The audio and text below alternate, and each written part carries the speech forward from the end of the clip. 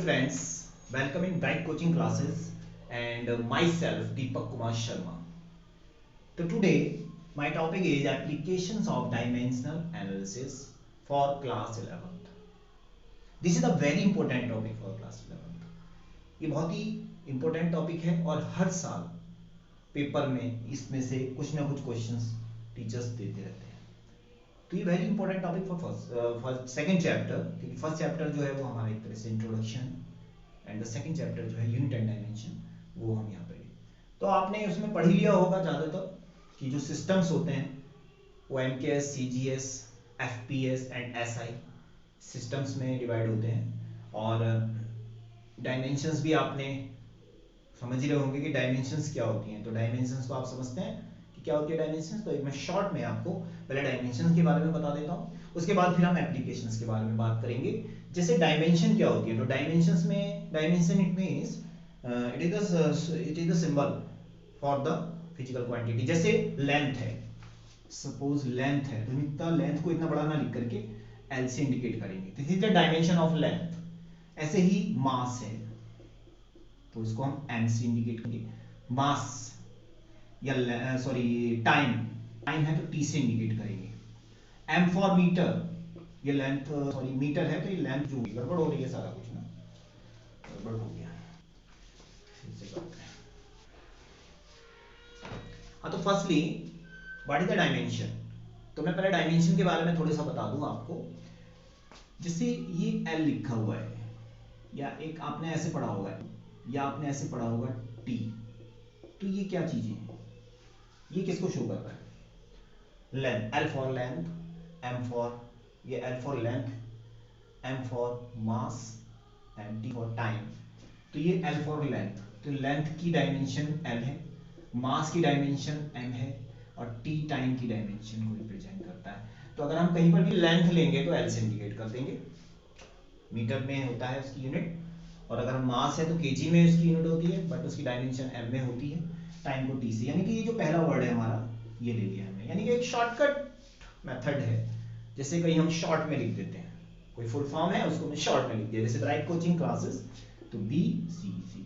तो this is the dimension of bright coaching classes. This is the dimension. ठीक है, तो डायमेंशन है. अब इसको हमने यूज करना है. अच्छा, एक डायमेंशन और आती है आपका जो जिसे हम बोलते हैं ड्राइट.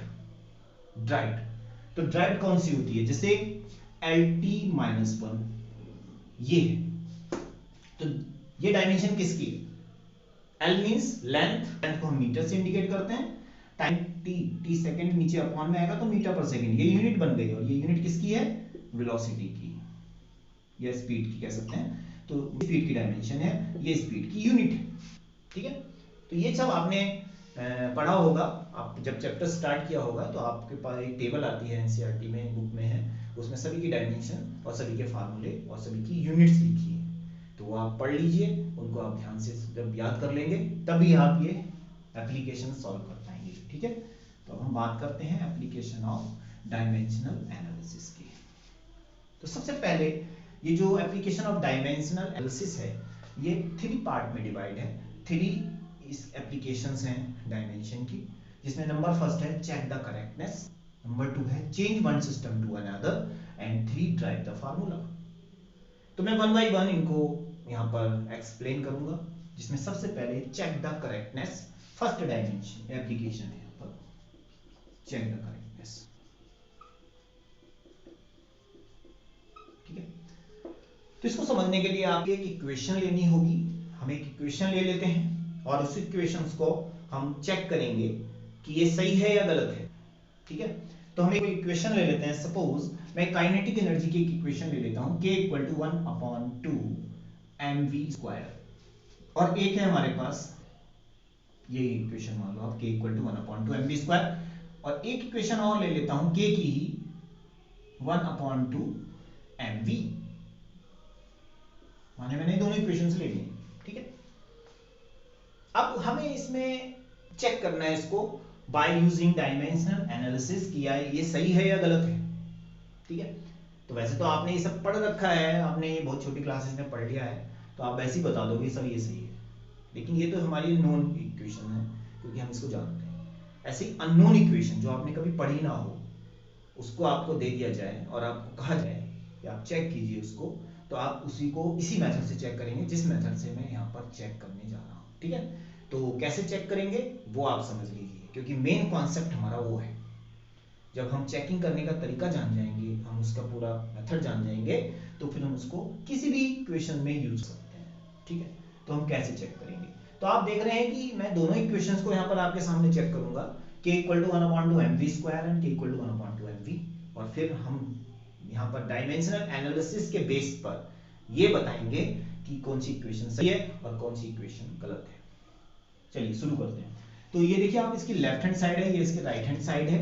तो लेफ्ट हैंड साइड, तो यहाँ पर मैं पहले k equal to 1/2mv square को देख रहा हूँ।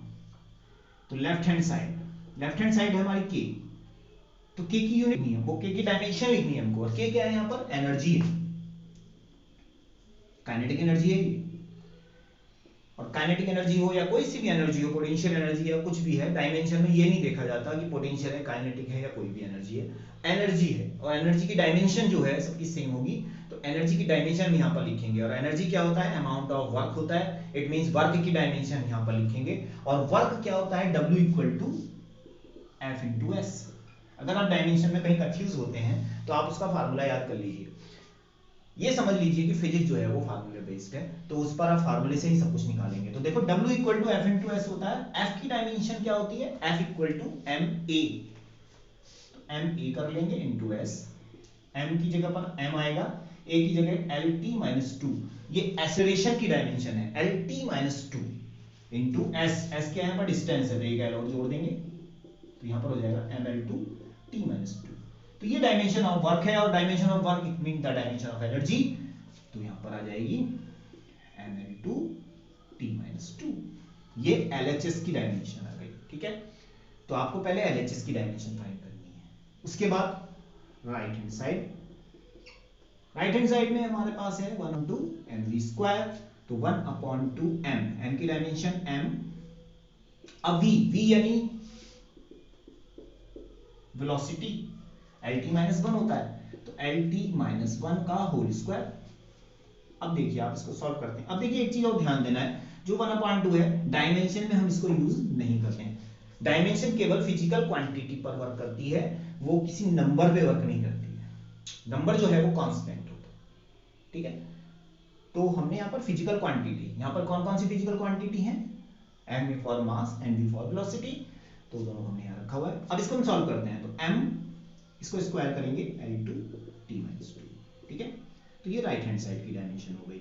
अब आप देख रहे हैं राइट हैंड साइड की डायमेंशन और लेफ्ट हैंड साइड की डायमेंशन आपको सेम दिख रही है। तो जहां पर left hand side equal to right hand side हो जाए, वहां पर कहेंगे this is the right equation, यानी कि ये सही इक्वेशन है, तो इट इज राइट। तो यहां पर हम राइट लिख देंगे। लेकिन अभी इसी इक्वेशंस में अब दूसरी जो मैंने इक्वेशन यूज की है, k इक्वल टू 1/2mv, अब मैं इसको देखना चाह रहा हूं। ठीक है, पहले मैंने इसको चेक किया था, अब मैं इसको चेक करता हूं। तो ये भी वही मेथड से करेंगे हम। Left hand side k equal to, क्या होती है k की, काइनेटिक एनर्जी,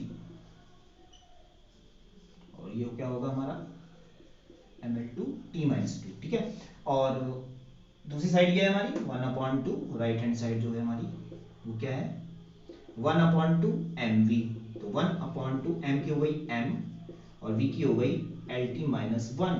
तो यहाँ पर ये 1/2 हम बार बार लिख दे रहे हैं, गलत कर रहे हैं, यहाँ पर कुछ नहीं होगा, तो MLT माइनस 1। देखो आप, स्क्वायर खत्म कर दिया मैंने, MLT माइनस 1। देख रहे हैं आप लेफ्ट हैंड साइड और राइट हैंड साइड कैसी हो रही है, सेम नहीं है। तो जब ये सेम नहीं होगी तो क्या लिख देंगे, इट इज रॉन्ग, इक्वेशन सही नहीं है। तो इस तरीके से एक सिंपल मेथड मैंने आपको बता दिया है। अब ये मेथड आप किसी भी इक्वेशंस में, फिजिक्स के अंदर कोई सी भी इक्वेशन आप यूज कर सकते हो, बस उसकी डायमेंशंस आपको याद होनी चाहिए, जो फिजिकल क्वांटिटीज हैं, तो आप उसको फाइंड कर सकते हैं। ठीक है, तो ये हो गया हमारा first application, check the correctness. इसके बाद हम स्टार्ट करेंगे सेकंड एप्लीकेशन।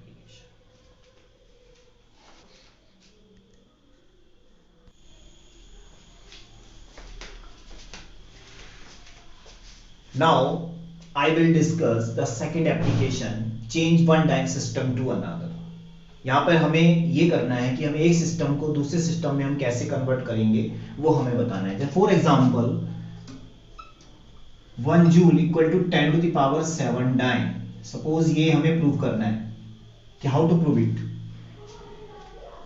1 जूल में यानी 1 जूल में 10 टू द पावर 7 डाइन होते हैं। ये क्या है? डाइन या जूल क्या है हमारी? It is the unit of work. This is the joule. Joule is the unit of SI unit of the work and dyne is the CGS unit of work. ये दोनों यूनिट किसकी हैं? Work की हैं। तो यहां पर हमें ये प्रूव करके बताना है कि 1 जूल में 10 टू द पावर 7 डाइन होते हैं। कैसे प्रूफ होगा? Bye using dimensional analysis. Okay, तो यहां पे सबसे पहले आपको पता लगाना होगा कि जो आपकी यूनिट है वो किस फिजिकल क्वांटिटी को शो करती है। तो यहां पर ये वर्क को शो कर रही है, तो वर्क की ये फिजिकल क्वांटिटी यूज हो रही है। तो वर्क की आपको डायमेंशन भी पता होनी चाहिए, ml2t-2। ये अभी हमने इससे पहले वाले डेरिवेशन में किया था। तो ml2t-2 इसकी डायमेंशन हो गई। ठीक है, तो अब हमें ये प्रूव करना है। तो कैसे करेंगे? ध्यान से समझिए। सबसे पहले हमने क्या करना है? 2 पार्ट में इसको हम डिवाइड करेंगे। SI यूनिट या SI सिस्टम तो इसमें लिख देंगे ये लेफ्ट हैंड साइड में, और CGS सिस्टम ये हम राइट हैंड साइड में कर देंगे। उसके बाद M1 L1 T1 N1, यहां पर लिखेंगे हम M2 L2 T2 N2। ठीक है, ये आपने कर दिया इस तरीके से। अब यहां पर हमें ये 10 टू द पावर 7 जो मैंने लिखी है, इसको भी मैं फिल इन द ब्लैंक में कर लेता हूं। इसको मुझे निकालना है, यही तो मुझे प्रूफ करना है कि 1 जूल में कितने डाइन होते हैं।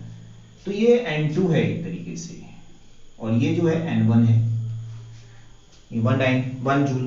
तो अब इसमें हमने क्या करना है? रखना है। तो देखिए, इसमें रखने के लिए आपको सबसे पहले क्या होगा? CGS system. तो M for mass, L for length, T for time. तो मास जो है हमेशा CGS सिस्टम के अंदर ग्राम में होता है, तो हम इसको ग्राम में लिख देंगे 1 gram. Length 1 centimetre, time 1 second. N2 हमें फाइंड करना है क्योंकि राइट हैंड साइड का है। अब इसी को भी ऐसे ही करना है। यहां पर SI सिस्टम है, SI सिस्टम में जो मास होता है वो किलोग्राम में होता है, तो 1 किलोग्राम। लेंथ 1 मीटर में होती है और टाइम सेकंड में होता है, और N1 इक्वल टू 1 यहां ऑलरेडी दे रखा है। अब हमें इनको एक जैसा बनाना है। तो किलोग्राम को हम 1000 ग्राम होता है 1 किलोग्राम में, 1 मीटर में 100 सेंटीमीटर होते हैं। सेकंड दोनों का सेम रहेगा, ये भी सब बराबर रहेगा। तो इस तरीके से हमने इसको एक जैसा कर लिया है। ठीक है, अब हमने इक्वेशन बनानी है। तो देखो यहां से आपको समझना होगा ध्यान से। सबसे पहले जो लेफ्ट हैंड साइड है, यहां पर आपने ये यूनिट लिखनी है, ये सॉरी डायमेंशन लिखनी है इसकी वर्क की। तो ml2t-2 ऐसे यहां पर लिखनी है ml2t-2। यहां पर 1 1 1 करना है, यहां पर 2 2 2 करना है। 2 2 क्यों किया है? Second left right hand side के लिए। देखिए M2 L2 T2 सब 2 2 है, यहां पर 1 1 में है। यहां पर N1 लिखना है, यहां पर N2 लिखना है, और दोनों को कर देना है इक्वल। तो इस तरीके से एक इक्वेशन हमने बना ली। हमें N2 फाइंड करना है, क्वेश्चन मार्क N2 के साथ लगा है। तो N2 इक्वल टू, देखिए ये वाला पार्ट पूरा नीचे आ जाएगा। तो N1 M1 L1 T1, यहां पर 2 यहां पर -2 अपॉन M2 L2 T2 2 -2। ठीक है, ये अब क्या करेंगे हम? M1 वाले एक साथ, तो N2 इक्वल टू N1 यहां पर ले लेंगे, M1 upon M2 L1 upon L2 T1 upon T2 ऐसे कर देंगे। अब यहां पर जो putting the values M1 M2 L1 L2 T1 T2 and N1, इस सारी वैल्यूज जो हैं उसमें रख देंगे। तो पुटिंग द वैल्यूज, तो N2 इक्वल टू N1 की जगह पर 1 आ जाएगा, M1 1000 हो गया और M1 1 हो गया, L1 100 हो गया, L2 1 हो गया, होल स्क्वायर करेंगे 1 अपॉन 1 -2। ठीक है, तो N2 equal to 1000 equal to 100 को 2 बार लिख देंगे क्योंकि स्क्वायर है, और 1 ऐसे रहेगा। तो N2 इक्वल टू हो गया हमारे पास 3 और 4 10 टू द पावर 7। तो यहाँ पर n2 की वैल्यू आ गई 10⁻7, वो हम यहाँ लिख देंगे। तो यहाँ हमारी जो इक्वेशन बनी वो 1 जूल इक्वल टू 10⁻7 डाइन हो गई। तो इस तरीके से हमने सॉल्व किया by using dimensional analysis 1 joule equal to 10⁻7 dyne. तो इस तरह के डेरिवेशंस और भी आएंगे जिसमें हमने one system to change to another system को हम चेंज कर रहे हैं एक सिस्टम से दूसरे सिस्टम में। तो उसमें हमने डायमेंशन का यूज किया, और डायमेंशन के लिए हमने क्या है, पहले फिजिकल क्वांटिटी का पता होना चाहिए, उसकी डायमेंशन पता होनी चाहिए, उसके बाद फिर सॉल्यूशन है। ठीक है, तो ये हो गया हमारा second application. Okay,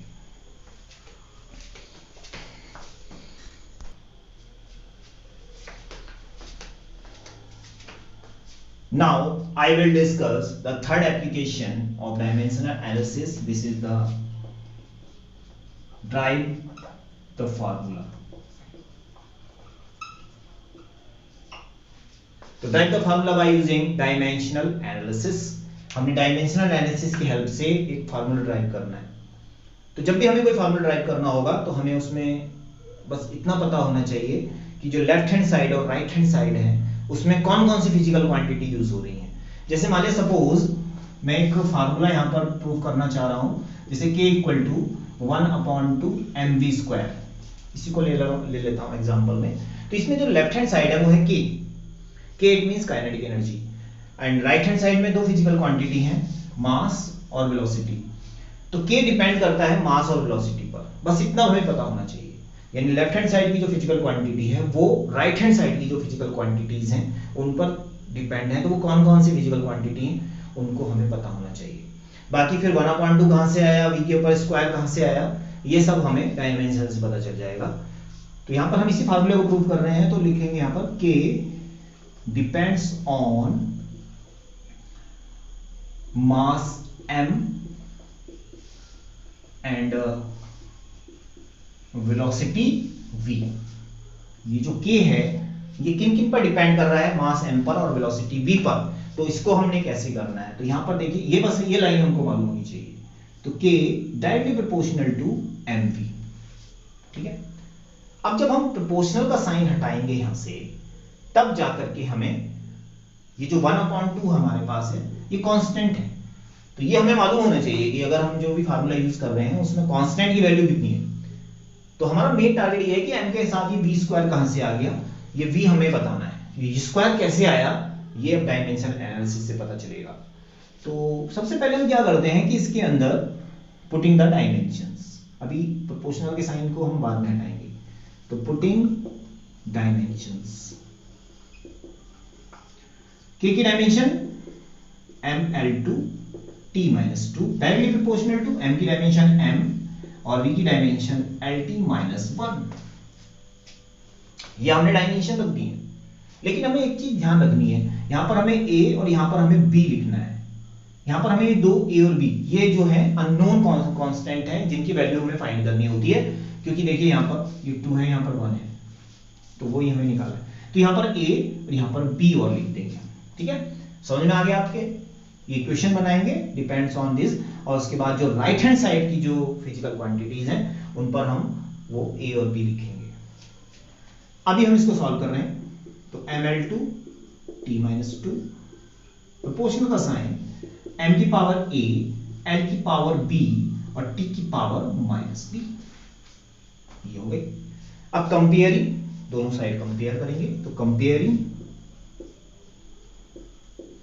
both sides,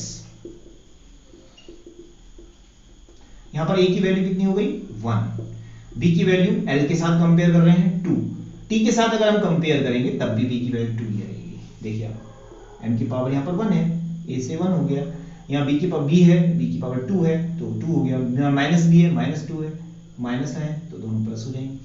तो यहाँ पर हमें a और b की वैल्यू निकालनी थी जो हमारे पास अननोन थी।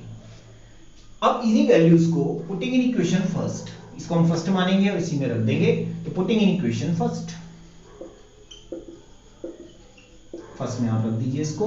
तो k directly proportional to m की पावर a थी तो 1 हो जाएगी, v की पावर b थी तो 2 हो जाएगी, तो k directly proportional to mv²। अब प्रोपोर्शनल का साइन हटाएंगे तो k equal to constant into mv²।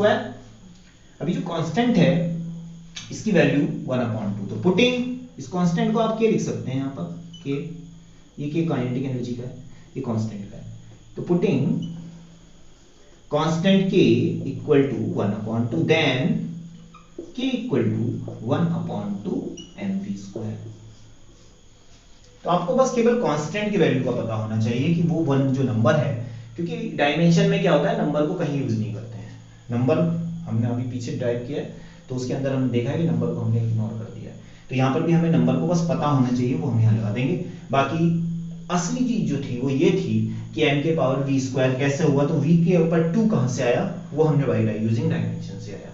ठीक है, तो इस तरीके के और भी डेरिवेशंस और भी ज़्यादा जो अभी हमारे को होंगे, तो अगली मैं वीडियो बनाऊंगा जिसमें मैं न्यूमेरिकल को यूज़ करूंगा। तो मैं इन्हीं डायमेंशंस को, इन्हीं एप्लीकेशंस को फिर से एक बार थोड़े हार्ड टाइप के न्यूमेरिकल लूंगा और हाई टाइप के डेरिवेशंस लूंगा, तो उनमें फिर से यूज़ करूंगा। तो आप उसको फिर से देखिएगा, तब तक आप इनको रिवाइज कीजिए। इनमें अगर कोई कंप्लेंट हो, कोई कमेंट्स देना चाहते हो, कोई डाउट्स हो, कोई क्वेरीज हो, तो प्लीज़ आप मेरे कमेंट में आप जरूर लिखें और सब्सक्राइब जरूर करें चैनल को, ताकि आपको मेरे आगे आने वाली वीडियोस भी लगातार